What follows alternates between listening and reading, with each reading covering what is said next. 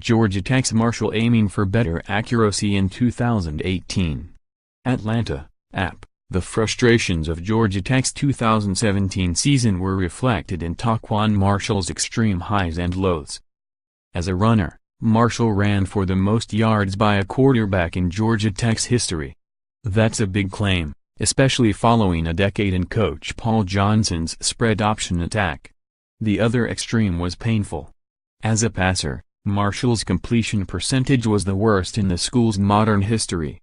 Even for a run-first option attack, completing only 37.1% of attempts was unacceptable.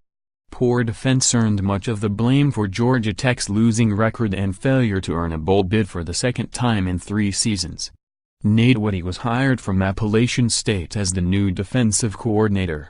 Johnson also is looking for improvements on offense, and more efficient passing is a good starting point. Marshall is working on his mechanics this spring in hopes of better production in his senior season. Marshall raised hopes by completing 10 of 13 passes in a scrimmage on Saturday. Marshall said Monday he definitely progressed from the spring's first scrimmage, when the results were less impressive. "I missed a lot of wide-open guys," he said. Those inconsistencies test Johnson's patience. "The stats were better," Johnson said, referring to the most recent scrimmage, before adding, "but it's still a work in progress." Hence the continued emphasis on fundamentals. "The mechanical stuff I'm talking about is like if it's a 3-step drop, take a 3-step drop," Johnson said. "If it calls for 5, take 5. Get your shoulders square. Get yourself in position. Because he's got the ability to throw the ball if he gives himself a chance. He's got to get his fundamentals down to get set." Despite the inconsistencies, Marshall's status as the starter is solid. Last season's backup, Matthew Jordan, decided to end his career following a foot injury. The current backups are sophomore Lucas Johnson and freshman Tobias Oliver. Left tackle Jehaziel Lee said Marshall's accuracy is definitely better this spring. "He's doing a better job of throwing the long ball," Lee said. "The shorts passes, he's still on it. And actually he's doing a better job of staying in the pocket and making sure, looking around and seeing if something is happening before he runs the ball." Marshall is often compared with his predecessor, Justin Thomas, who was a 3-year starter. Johnson said it's important to remember that even though Marshall is entering his senior season, it will only be his second year as a starter. More experience should produce better consistency. "It's reps," Johnson said. "When we talk about experience, he's played for a year, right?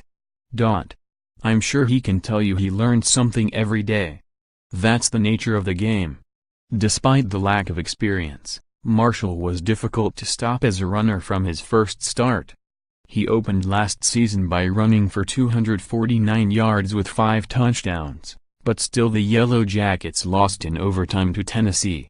It was a fitting start to Georgia Tech's 5-6 season, when Marshall kept running but the wins were too rare. Marshall set Georgia Tech's single-season record for yards rushing by a quarterback with 1,146, which ranked 3rd in ACC. Thomas ran for 1,086 yards in 2014. Georgia Tech must replace Ricky June, the team's top receiver last season. A breakout candidate is Jalen Camp, 6'2", 213, who has excellent size and speed but is still developing the blocking skills which are vital in the option game. Camp caught 3 passes of 20 yards or longer from Marshall in Saturday's scrimmage, including a 40-yarder. "Jalen needs to be a good player for us," Johnson said. "He's got all the tools physically. He's big, he's strong, he's fast. He needs to be more consistent." _more app college football, www.collegefootball.app.org and https://twitter.com/app_top25